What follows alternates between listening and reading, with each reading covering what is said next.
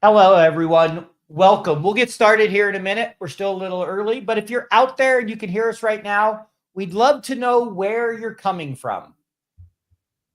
So let us know where you're listening, you're streaming this today. Would love to know the locations.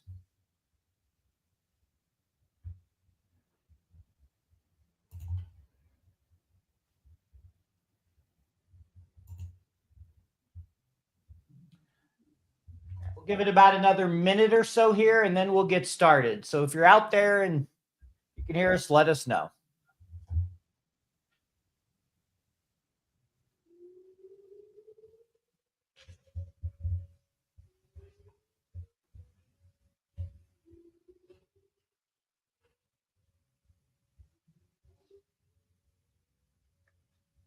All right, let's see. Before we get started, let's see. Anyone have a good joke?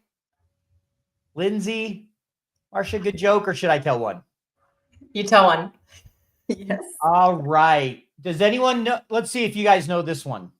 What does a tick and the Eiffel Tower have in common? I don't know. They're both Paris sites. That's pretty good, actually. I'm impressed. Yeah, that one's not bad. I got it from somebody else. That's pretty good. All right. Well, why don't we get started? I'll do a quick introduction. Then we'll have our guests introduce ourselves and we'll get started. I know I can see a few of you out there. Please let us know in the chat where you're coming from. We'd love to know where you're viewing this from. All right. Well, welcome to this LinkedIn Live FP&A Tomorrow. As many of you know, FP&A Tomorrow is a podcast where we talk all about financial planning and analysis, except for today. We'll talk a little bit of supply chain. So we'll mix it up here a little bit. But each week we're joined by thought leaders, industry experts, and practitioners who share their insights and experiences.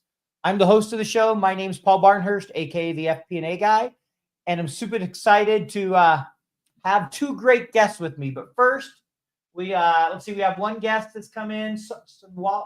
Wobbly, he said it's evening for him. So good evening for you. He's joining us from South Africa. We got Sammy from Long Island, New York. Carolina from Switzerland. Carolina Lago, great. See, Obed joined us from the Netherlands. So they're all starting to come in. Argentina.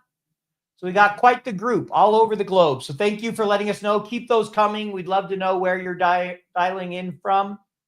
And Carolina says, you have better jokes, Paul. So that was an improvement, the Eiffel Tower. So that's good. I'm glad you liked that one.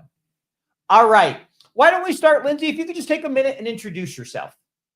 Yeah, sure. Hi, everyone. Thanks, Paul, for the time today. Lyndsey Weber. I am currently in the sales team at O9, which is a supply chain planning software. I'm based out of Tulsa, Oklahoma currently, used to live in the Houston area. And yeah, really excited to be here with you, Paul and Marcia, today. This is going to be a lot of fun. So thanks for the opportunity. Yep, you're welcome. Thanks, Lyndsey. Marcia, why don't you go ahead and introduce yourself? Yes, I'm Marcia Williams. Happy to be in the show with Paul and Lyndsey. I work in supply chain planning, S&OP, so this is my favorite topic and looking forward to the conversation. Great. Thank you so much. And just keep the questions, comments going in the chat. I'll keep an eye on that throughout. So if you have questions as we're going through things, throw them in the chat. We'll get to them when we can. Also, continue to let us know where you're coming from. But let's go ahead and get started. So today's goal is to discuss supply chain and financial planning, something we probably all get to deal with at some point in our career, whether we work in supply chain or finance, an overlap between the two. So Marcia, we'll start with you. You started your career as an accountant, but you focused today primarily on supply chain planning. So tell me a little bit about your journey, kind of how you went from accountant to being, strictly on the supply chain side. Yes, I know your background, Paul. That's also interesting because I started in accounting, and then I wanted to take more action, like to be in the place where we create value. Sure. And that's when I decided to get an MBA. and I went to Michigan State. So from my home country, that is Uruguay in South America, I went to Michigan, and then I got my MBA, and I started working everything related to supply chain. Initially my area was procurement, but then I did a lot of different activities in the different areas within supply chain, and always working with finance as well.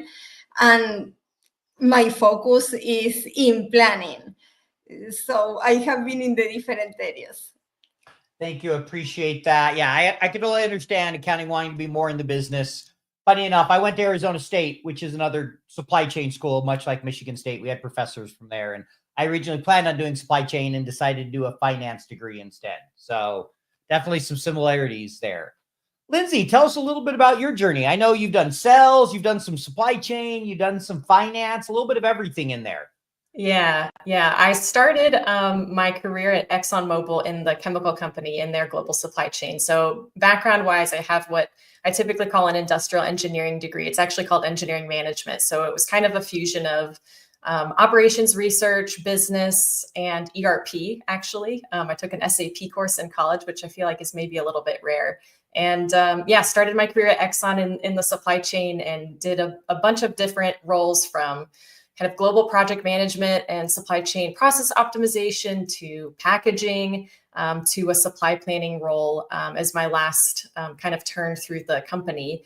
And then to your point, Paul, I made the switch right over the pandemic to tech, and I joined a financial modeling software company called Quantrix, and had spent a lot of time building Excel models at Exxon. And so I was pretty familiar with what it takes to build a business case and kind of speak the language of, to your point, Marcia, right, of how do we take the considerations from a finance piece and then go operationalize it and actually bring the value through supply chain. So joined Quantrix on the pre-sales side of the business, and had a great time learning about mergers and acquisitions, very traditional strategic financial models, and the decisions that people have to make, and a lot of times the challenges that they have using the tools that they have available in their organizations. And then about a year ago, I switched to my current company, which is O9, and it feels like a great kind of marriage of all of those things. It's supply chain planning software, but a lot of our conversations, which I'm sure we'll dive into today, are about how do we make better financially informed decisions within the supply chain. And I think that's kind of where a lot of the conversations are in my current role at O9. Great. Yeah, no, there's definitely a lot of overlap for sure. So next question, this one's for you, Marcia. I'd love to get your thoughts. What all is typically involved in supply chain? When I think supply chain, I usually think logistics, procurement, but maybe talk a little bit about what are the typical kind of roles within supply chain, particularly around, planning in the different areas. Yes, that is a great question, because in general, planning with other team members, like outside from supply chain, they don't see that. So there's one area that is all related to planning and is related to strategy. Then we have other areas that are more related to execution. And there, yes, we can find all the links with operations. We have links, of course, with logistics, everything related to warehousing, and inventory. We have it from planning all the way. So those are different areas that they are ones are strategic, more that is the focus, and other areas are more related to execution, operational, looking at the short term, day to day. And that makes sense, right? You got your strategic planning, your big picture, your long term, and your operational planning. And finance is often kind of sits in the middle between that strategic, doing the financial planning, but then they also have to make sure it links to the operational in an ideal world, which hopefully you see, not always. But a couple other people have joined us. We got one from Dubai, looks like someone from India. So we got a good audience out there. Keep letting us know where you're coming from. Ask your questions. This next one's for you, Lyndsey. How would you define, if I asked you to say, hey, tell me what supply chain planning is, and then FP&A, and maybe kind of how they're similar, how they're different. Give us your view on that. We've talked about it before, and I kind of like the way you shared it. So I'd love for you to share that.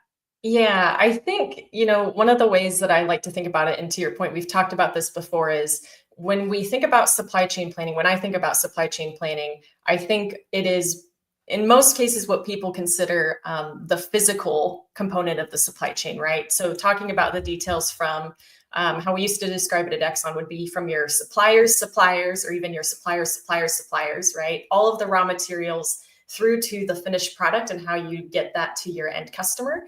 And from a supply chain planning perspective, it's really all of the decisions that go into how do you satisfy and match up your demand to your supply. And I was actually talking to some friends last night about supply chain and said, every company has supply and demand, whether you have a physical product or you sell a service, there is always demand and there's supply that you need to match with that, right? And so I think one of the key differences from my perspective and from my experience between supply chain planning and kind of FP&A is a lot of times the level of detail that you have to plan and decide at in supply chain, I think is much more granular and kind of tactical, operational to begin with when you are trying to decide where do we source that raw material from? How do we expedite orders to satisfy customer demand? Things like that. I think from a traditional FP&A perspective, or at least with a lot of the customers I worked with at Quantrix, it was a lot more strategic. So kind of pulling that up to the 30,000 foot level and saying, well, what do those lower level supply chain decisions, what is their impact on the P&L, on the balance sheet? And so we're looking at that more from the true financial implication. And I know we'll talk about this, but there's an increasing need to kind of dovetail those together, because when we're making those lowest level decisions in the supply chain, we do need to be actually thinking about how do we pull that thread and where is this going to have implications when we do get to the balance sheet or to the P&L? Sure. A decision you make that increases inventory is going to have a big impact on the balance sheet and also on carrying costs, which can end up in the P&L. And if finance doesn't know that, then there's that variance and they're scrambling to go, what happened? Why is our expenses here on our cost of goods sold higher, or wherever it may be, the carrying cost, those type of things, trying to understand them. So I get it. I love how you said kind of pull that thread and make sure everything's aligned. I'd love any thoughts on that, Marcia. Any thoughts to what Lyndsey said there, or just kind of how you see the differences? I know you just did the Wharton program on FP&A, started as an accountant, so I know you have a lot of experience on both sides of this as well. So I'd love your thoughts. What Lyndsey described is one of the key challenges in supply chain. Because when we talk about planning, we have a process, right? That is called sales and operations planning. Sometimes there are other terms like integrated business planning when it is more advanced. That is one process for planning that it should be done at a higher level, right? We don't look at each SKU. We look at product families. At that level, we need to extend the horizon up to 18 months if possible, not just to look at 2 or 3 months. Then there's another area within supply chain, and sometimes that is exactly the challenge when they are mixed together, that is sales and operation execution. That yes, is at the SKU level, is much more granular. So one of the challenges that I have seen is that there are many companies where we have that mix, like they are doing more sales and operations execution at that level. So it's critical to define the levels. And yes, finance, also the approach that is top down, right? Supply chain, typically they do bottom up and is very detailed. So we need to combine both, right? Because we also want to know how we are doing with the financial targets and the implications, and focus on what really matters. And at the same time, we also need that granularity. But in my view, is two processes that are different. Okay. So I'd love to dive into this a little bit more because we hear a lot of terms or buzzwords with planning, right? I mean, obviously, traditionally, you had FP&A, you had S&OP, you have integrated planning. Today, you have XP&A or connected or continuous, all these different terms you're hearing. And is there really like a fundamental difference between all of these? Or is it at the end of the day, there's different levels of planning that needs to happen? We need a framework and you need to make sure it's all consistent kind of across the board. And I'll get both your thoughts on this. So Lyndsey, I'll give you first take on that. Kind of how do you think of it when you hear these different terms when it comes to planning? Yeah, I think it's a heated topic of debate. I actually think, Marcia, you have a lot of beautiful infographics on LinkedIn. So if anybody doesn't follow Marcia, make sure you do because they're amazing. I think there was one I saw at one point that was comparing FP&A to S&OP, and it was like a huge debate in the comment section. And so I think a lot of people have different interpretations of what those mean. I think one of the key differences between them that is important to note, and Marcia, you mentioned it, is the planning horizons, right? So not every one of those activities is planned at the same kind of time bounds. A lot of times like S&OE, right, it's very tactical, it's very operational, almost day to day, we're trying to fight fires and close gaps. FP&A and even I would say IBP, which you mentioned as well, Marcia, right, typically tends to be more longer term. So I think the key to focus on with each of those different terminologies, FP&A, XP&A, S&OP, IBP, is what are the key questions we're trying to solve? And what is the time bounds of the criticality, right, of those answers that we need to be able to act upon and make sure that we're meeting whatever those goals are. So I think that would be my maybe biggest piece of advice. I think there's a ton of overlap between those and probably some semantics on even at the organizational level, what some people might call S&OP, another company might call IBP. So I think it depends a little bit on the maturity of the supply chain organization and the finance organization, but I think there's more in common than not, but you have to get the goals and the timing bounds, I think, right, to make sure that we're solving the right problems at the right time. I love the last part you said. At the end of the day, make sure you're solving the right problems at the right time. You have the right goals. Call it whatever you want to a certain degree, right? It's like the debate stepping away from supply chain. RevOps, does it sit in FP&A? Should it sit in the your go-to-market under your CRO? Should FP&A do sales commission? Should HR? At the end of the day, it doesn't matter to a certain extent. What matters is you have the right culture, the right organization, everybody understands the frameworks and the tasks they have, and you're aligned. Which gets to this comment by Ezekiel. Then we'll come over to you for your thoughts on this, Marcia. Who can relate to this? IBP never matches with financial planning, at least that first version.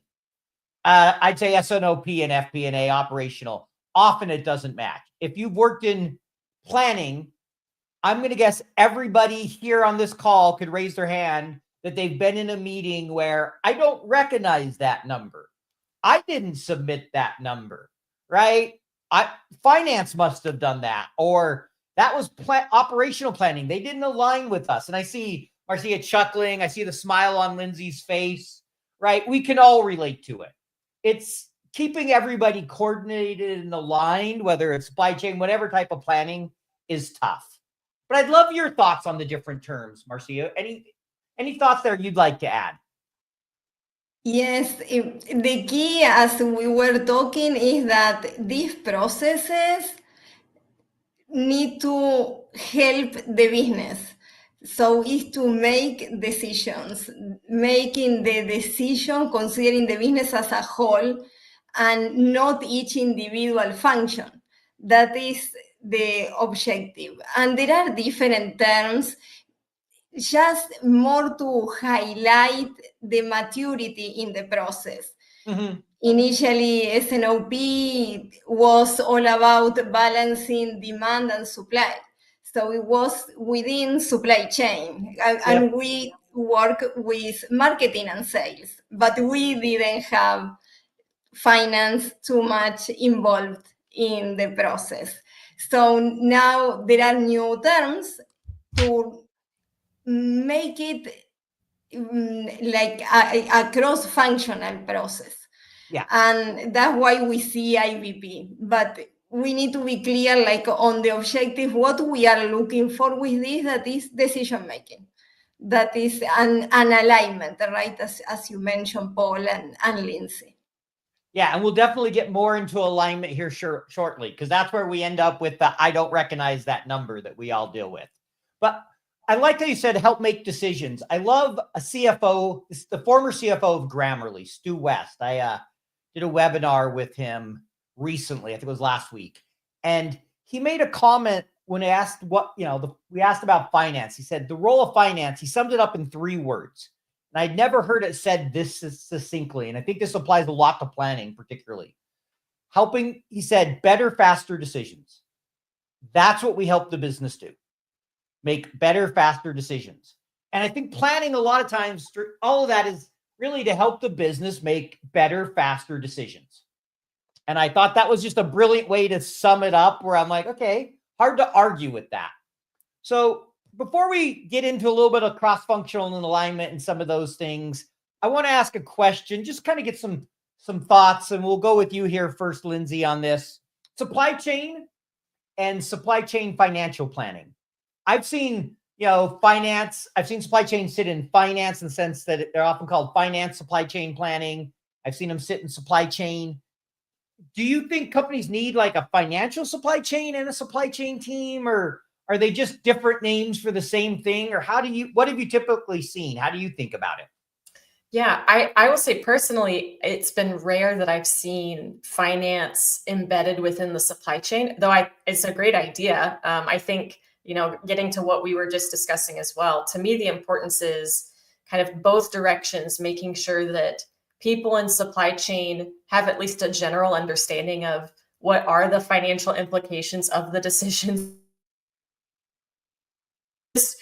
Basics of understanding, as we were talking about, like what are the lines on the P&L, what are the lines on the balance sheet, and which of those line items are contributed to by decisions we make in supply chain. I think that's really important.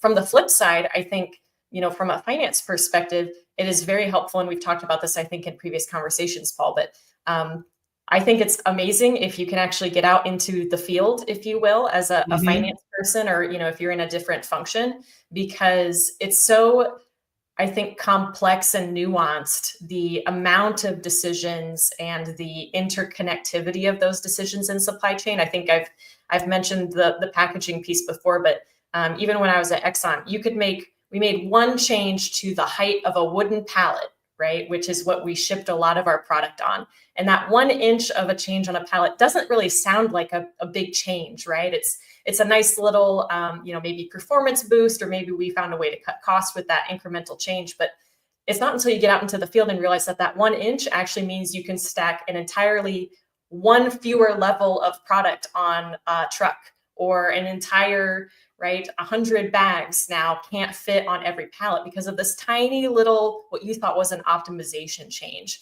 So I think when we talk about where should finance sit in relation to supply chain, should there be people embedded? Maybe, if that's what works to ensure that those lines of communication are opened, and we're making sure the decisions we're making upstream and downstream are actually truly optimizing the plan that we have. I think Andre said that, right? Always making sure IBP aligns with the long-term strategic plan. We need to make sure that all of the decisions we're making, especially the small ones that maybe seem like they're good optimizations in a vacuum, are in fact still good choices for us to make long-term. So if people in the call do sit in supply chain and you're a finance role, I'd actually love to hear more about that. I think that's a really interesting approach. It's not one I've seen very often, but I do like the concept. What's your thoughts, Marcia? Do you have a kind of preference of how this should work, or what you've seen? Yes, when companies refer to S&OP, typically is in supply chain, and or we have a person, but of course we need to have finance involved, because we always need to check against the target how we are doing. That is for sure is very important. What I have seen is that when a company decides to have like more maturity and have more that integration with finance, that is not only to get to the metrics, Because now in SNOP, yes, we have just on average, SNOP, we have metrics that are related to finance. But to see, as we were saying, okay, but what is the impact on this line on the P&L? That is more advanced. And that is when sometimes they call integrated business planning. And to get the buy-in from the organization, this is what I have seen in companies. They have finance leading that instead of supply chain. That is another approach. There are others. I've seen that in some of the consumer goods space where there's a finance supply chain team that's kind of leading it from a finance perspective and working with the SNOP and the rest of the teams. That's kind of where it came from. I've trained a few companies where a lot of people have the title, they're doing a supply chain role, but they're part of the finance organization. So not a lot, but I've seen it a few times. So that makes sense. All right. Keep the questions coming. If you haven't let us know where you're coming from, let us know. We got a quick joke because we got to break it up here. And then next question will go back to you, Marcia. So who knows why you take an extra pair of socks to the golf course?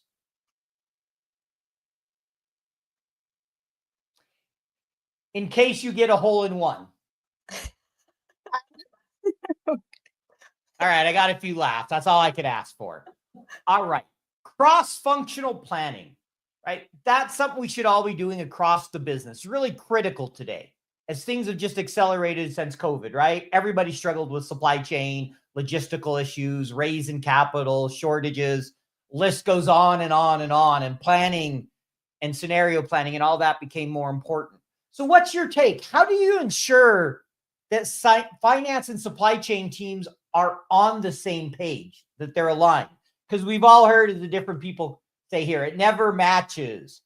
Often you have challenges. We've talked about different numbers. So what are things you've seen? What's your thoughts on how you ensure that you're really collaborating and you're not building in a silo, so to speak?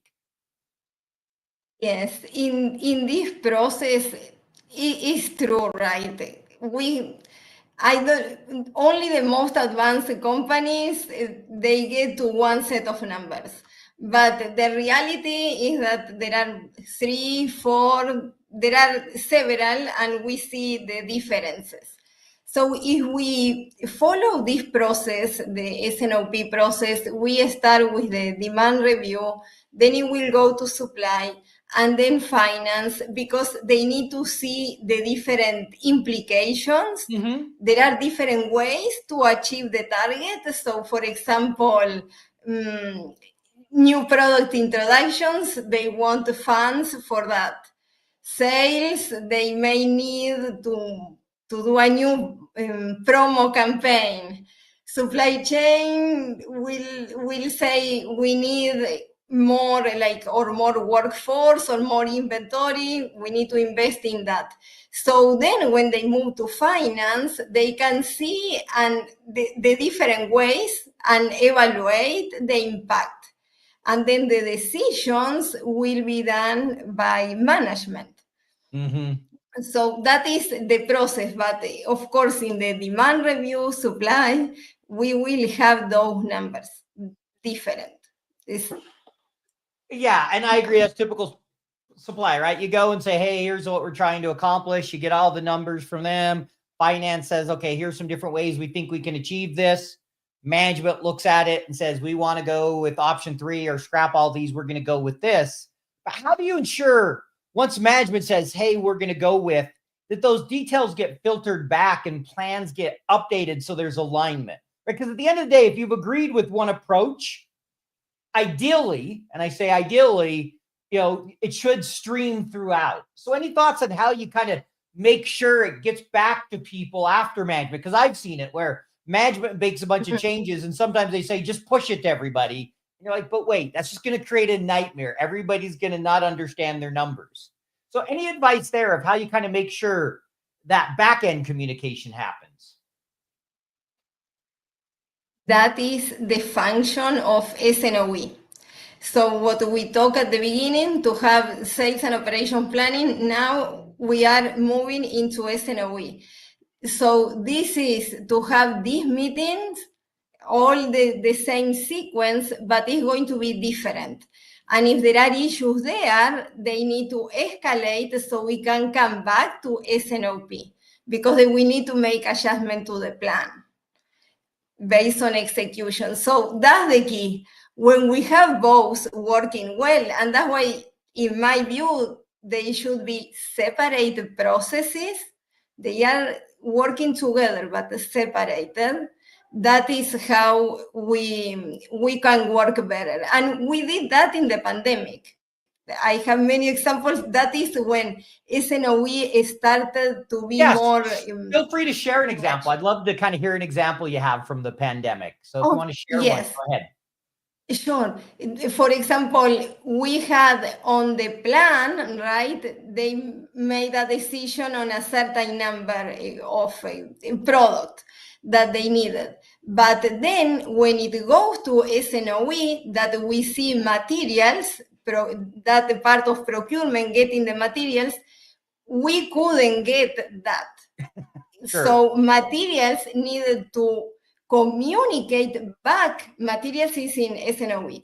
So materials needed to communicate back to supply planning to tell them that they cannot build that number of products. And that happened with packaging. Film, for example, was one of the hot items to get. So, and that is how they made the change in the plan. Got it. I kind of laugh as we talk about, COVID. I have my training partner, good friend, Ron Montero. He worked for a company that sold toilet paper, sold paper products, but one of them was toilet paper. And so, yeah, it was trying to, keep the supply. It was a crazy year for him. He's like, yeah, I think we beat budget by like 50%, but the next year wasn't much fun. It's always like, well, how are you going to increase it? We can't. Like, that's not going to happen. So, Lyndsey, your thoughts on this kind of whole discussion and trying to make sure we have alignment? Yeah, I think Marcia captured it really well. The other couple comments I'll make on this, and we've touched on them a little bit, is I think there needs to be alignment across, I would say, 4 key areas. One is, of course, as we said, process, making sure people understand what are the steps, let's say, across the monthly planning cycle where we're meeting certain gates. There are certain outputs and plans that are either being finalized and things like that. Of course, the time component, right? As we said, there needs to be alignment across the planning horizons that we have, that we're trying to lock in those decisions.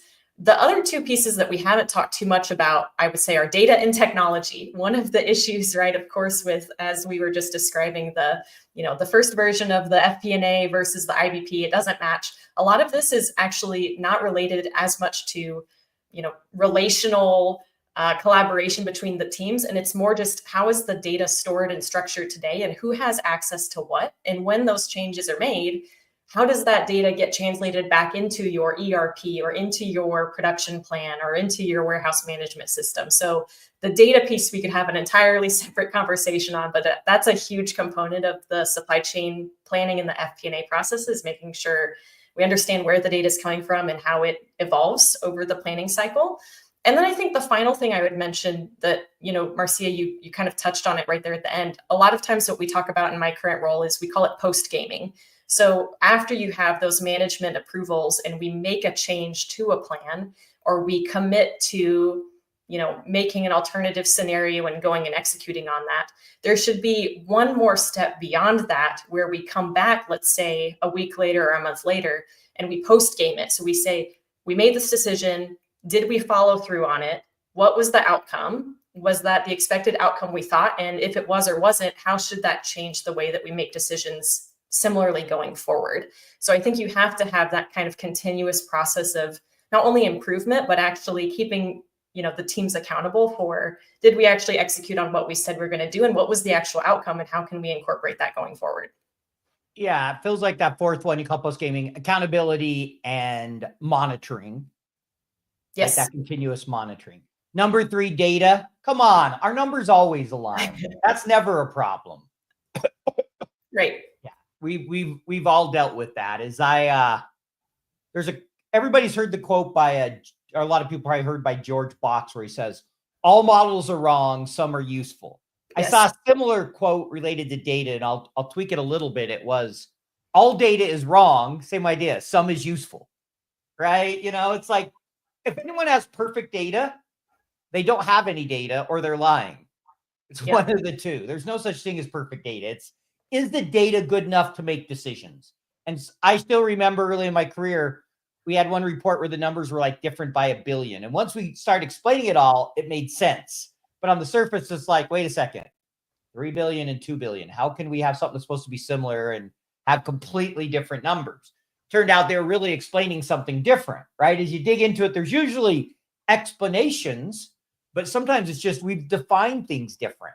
Yeah. How often does finance have one definition for something, and you know, marketing or supply chain or S&OP or whoever has a different definition, and you just find out, oh, we're really working with the same numbers. We've just defined them differently, which results in a different ratio or a different, you know, number. I see both of you nodding, so I know you can both relate to that one. All right, so here's a question for you, and I'll start with you, Marcia, on this. Love your thoughts. I think often, you know, finance struggles with feeling like they're not connected with the business. They're not getting the information they need. You know, maybe things aren't filtering back to them. If you're in that situation as a FP&A professional, any advice on maybe how to make sure you get closer to supply chain and you're getting the any things you'd recommend somebody do if they're in that situation? Yes, well, my recommendations is that to know some of the key metrics or the language that the supply chain speaks, that I typically say to other supply chain practitioners, like we need to learn the language of the business, that is finance. So we, of course, we need to learn that to communicate and that everyone can be aligned. But for finance, something that they can see, some metrics that with those metrics, they can understand the future. We can take one that for supply chain is critical. Everyone will tell you this one first, I think, is on time in full, right? ODIF is a very famous metric. But if you see how the business is performing, you can see if the plan will be met or not. Because if, let's say that the on time in full is 60% or lower, that is bad, right? So you can see those numbers in the plan. It gives you can challenge those numbers and you can understand also, well, what's happening there. You can identify the reasons and work with supply chain, because they are not going to hit the targets. The business is not going to hit the target. So that is one key metric. Of course, everything related to inventory, it has a huge impact. So other metrics like fill rate, how can we meet that, how we are doing. So I think there are some metrics, as I mentioned, that can help finance to understand operations more. Got it. That makes a lot of sense. Lyndsey, anything you'd add? I think Marcia is exactly right. The other way I would think about it, and just coming from my time, especially I guess at Quantrix, when we're building these very high level strategic finance models, there's always a set of 50, 100 assumptions, right, that we make. And I think an interesting exercise, if you are in finance and you want to build that relationship with supply chain or understand it more, is similar to what you were saying, Marcia. Like double click into those assumptions, right? Your first level of assumptions is maybe total sales, right? Or you have a growth rate or something, right? Some kind of a driver for your cost of goods sold. Peel a layer, right, off of that and say, well, what are the components that contribute to my cost of goods sold or to my working capital, to Marcia's point? And then double click into that. And once you get to the point where you don't have the answers to those questions, find the person in supply chain who does, right? Because I think that's where you start to get a lot of the interesting context and story around where are these assumptions that we have at the high level from the income statement and the balance sheet and the P&L coming from, and truly who are the people right down on kind of the base level of the supply chain that are seeing that firsthand. I think maybe that's a great way to start the conversation with somebody in the supply chain organization to say, hey, here's the view from my P&L lens, right, of what's happening. And here are the assumptions I'm making, but what assumptions are you making, right, that are kind of feeding right into this high level assumption that I have? I think that can sometimes be a really interesting dialogue. I love that. It kind of reminds me of, kind of the 5 whys when you're trying to get to the root of the problem. You kind of keep asking, you find, I need to go talk to this person, that person, and you really start to understand what's made in the buildup of that. Exactly. This high level assumption is made up of these 30 things. It's like, okay, now next time when numbers are wrong, I know I can go talk to these 3 different people or whoever it might be. I think that's great advice. Just going to give a minute here. If anyone has any questions for Lyndsey or Marcia, put them in the chat. Let us know. I might do one more joke here, and then we got a few more questions, and we'll move into kind of a fun section and a little bit of Q&A. So does anyone know what the difference between an accountant and an FP&A professional is? All right, here we go. When an accountant gets creative, they go to jail. When an FP&A professional gets creative, they get promoted. So there you go. That's why I'm in FP&A, not accounting. I'm too creative or something like that. So I'd love to get some thoughts, and I'll throw this out to either one of you, or both of you. You can take this how you want. What do you see as kind of the key differences in skill sets between supply chain planning and finance planning? Are there real kind of key areas where they're different, maybe where they're similar? Would love your guys' thoughts on that. Maybe we'll start with you, Marcia, if you have some thoughts on that. I think the difference is just the language, because we need to, in supply chain is very granular. So sometimes I think we lose that broader view, and we start like focusing on some products that they don't have a significant impact. So that is the difference that I see, more related to the approach and the language. But then we need to, then the rest, I see many similarities, even the challenges. When I was looking at the FP&A process, right, there are many similarities. Even when we send the pre-reads, we need to explain the variances. So I see more similarities than differences. Got it. And that makes sense. What about you, Lyndsey? Yeah, I totally agree with Marcia. I think way more in common than not. I think clearly, yes, having an understanding, as we've said, many times already, of just basic finance. I think everyone, even if you're not in supply chain or finance, everyone who works in any kind of company should have a basic understanding of, what's in a P&L and how do we get the numbers right, and why is that important. I think one of the interesting similarities between supply chain planners and maybe FP&A is we both exist to serve stakeholders. And I think that can actually be something that brings these two functions together, right? I think, to Marcia's point, in supply chain, we're oftentimes much more focused on the specific issues in front of us, as far as how do we make sure that this customer gets their order on time, or how do we make sure that the decisions we're making help our manufacturing plants to run at full speed and capacity, right? How do we make it easier for those people, or make sure that we don't have disruptions to, run times? Finance, like the stakeholders are oftentimes like the stockholders, right? Like the actual investing people in the company and or the end consumers. And I think you can actually bring these two organizations together to say, in both cases, we need to serve the same group of people. One group is maybe focused more so on the very near term tactical, I would say even almost like customer experience of how people, perceive the brand. But then those people end up being potentially investors in your company as well. So both actually play, I would say, a really significant role in how people perceive the company and the organization you work for. And that's something that we should use to kind of align our teams together, I think, towards a common goal. I like that. And I think that's great on that alignment and that common goal. Because the more the teams are aligned, the more you're going to have the cross-functional collaboration, the sharing. I mean, at the end of the day, we're all trying to do the same thing. We're trying to help the business achieve its long-term strategic goals.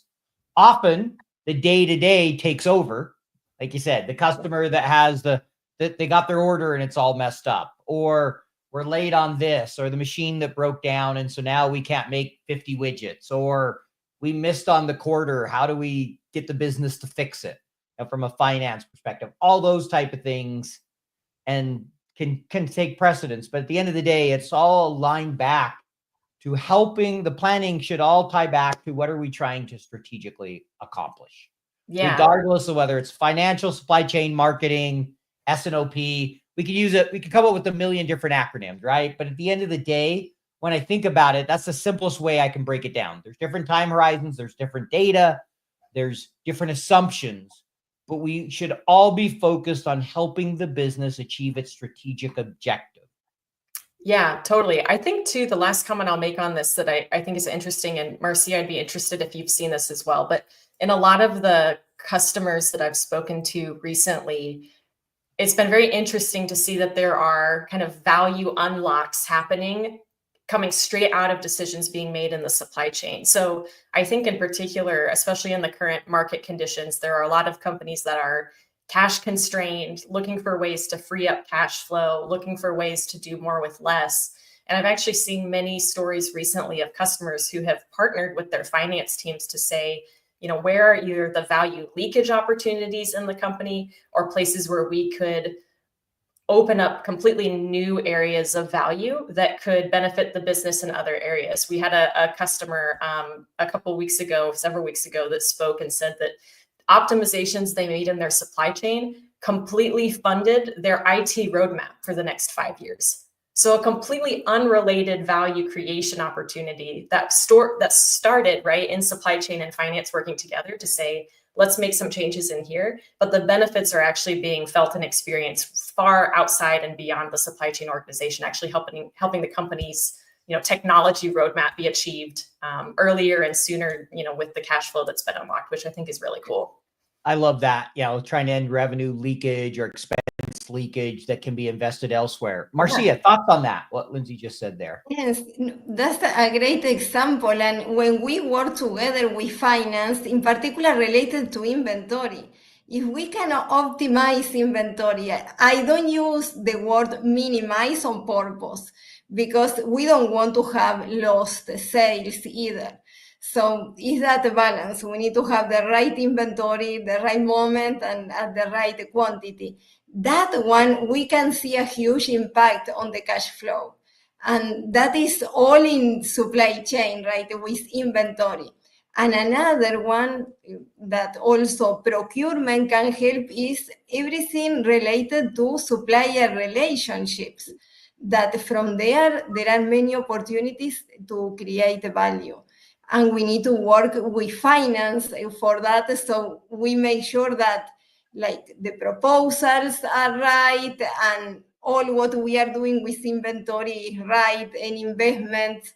So it's very helpful. We have a significant impact in that area.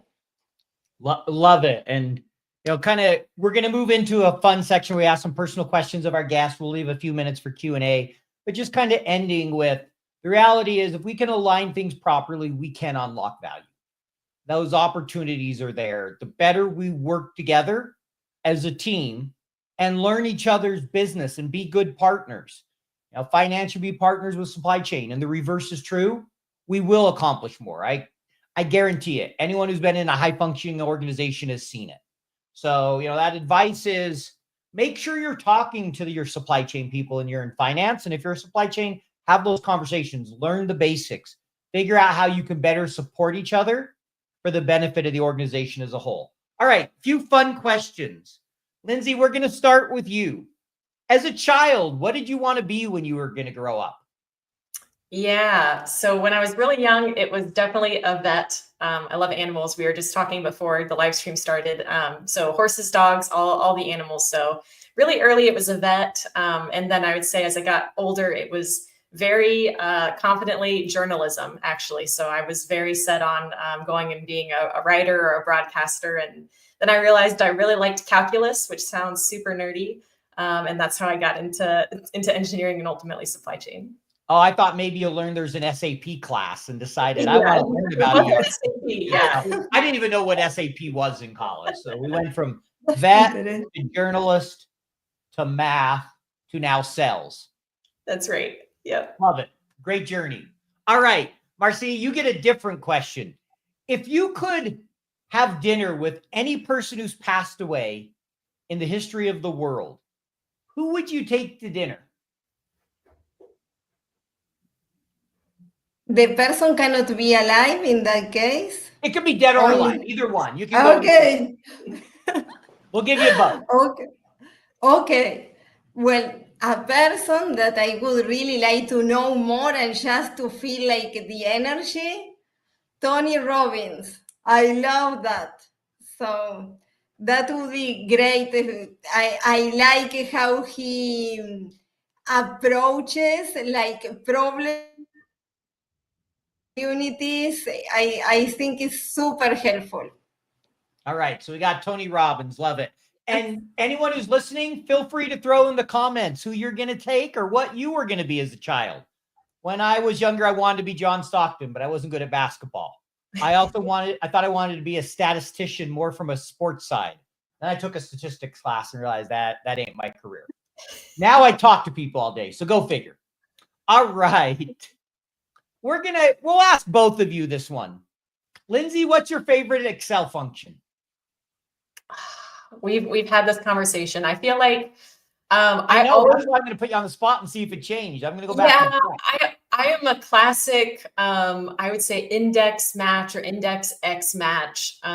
Probably just because I feel like that was one of the first combinations of functions I started using in some complex models early on, and it was just amazing, right? Once you finally learned how to do it, it felt like you were cracking a secret code. Way cooler, in my opinion, than having to nest a bunch of like V lookups or H lookups, that sort of thing. So I'm probably classic. I'll go index match. Yeah, that's a pretty common one. Marcia, how about you? What's that function you like? Okay, this one is really simple, but I like it because it's visual, like attractive. I like conditional formatting, right? To see the green, yellow, red. I don't like red, but at least I am aware. So Yeah, I like don't it. Like red as a normal course of action, at least on conditional formatting, because it usually is not a good thing. Yes. I like it. Conditional formatting. That is a good one. All right. We're going to ask both of you this next one. We'll start with you, Marcia. What's your favorite thing to do outside of work? What's a non-work hobby or passion? Like writing. You like to write. Nice. Oh, well, you get to do a lot of it on LinkedIn. I love doing that. I always like it. So. Well, great. And Lyndsey, I know animals is one, but what you can share that one or another one? Yeah. Let's see. Tennis and boxing are currently two big things. So my husband and I, we're in a boxing gym, which is really fun. So that's a good stress relief. But yeah, we like to be outside and do active things and take the dog for walks. So nice. So tennis and boxing. So did you watch Mike Tyson? No, you were like the fourth person to ask me. I feel like, that's the wrong answer for me saying I like to box, but yeah, only the highlights. I just had to, I had to bring it up because, right, that's all everyone's talked about lately with boxing. Yep. Like, all right, well, we're going to go ahead and wrap up here. We'll hang on for a minute or two to see if any questions come through. And if not, we'll go ahead and close the stream. But thank you so much for joining us, Lyndsey and Marcia. It was a fabulous conversation. Especially thank you to the audience. Without all of you, this wouldn't be possible. And, if you want to share this with somebody, let them know they can see it on YouTube. It was streamed live there. The recording will be there. It will be on LinkedIn, and it will also be released as a podcast in a few weeks. So you're welcome to check out anything you want to re-listen to or kind of catch some of the highlights as we release that. So thanks again for joining us, and we'll hang on for a minute or two for any questions, and then we'll go ahead and end the stream.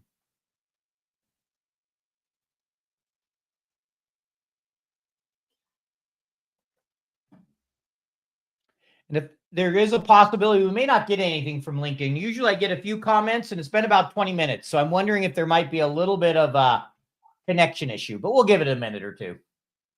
Not that that ever happens with LinkedIn. Certainly not. Or software, right? It's just like numbers. They always align. Yeah, never.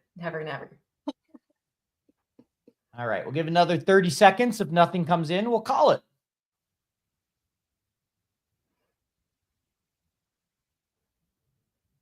And then I'll go check LinkedIn and see how many came in. All right, we got to thank. So somebody's hearing us. Good. Thanks, Mark. Thank you, Mark. All right. Well, I think we'll go ahead and wrap up at this point. But thank you, everybody, for joining. It was a real pleasure. Always fun to host. So everybody have a great rest of the day, wherever you be, morning, evening, afternoon.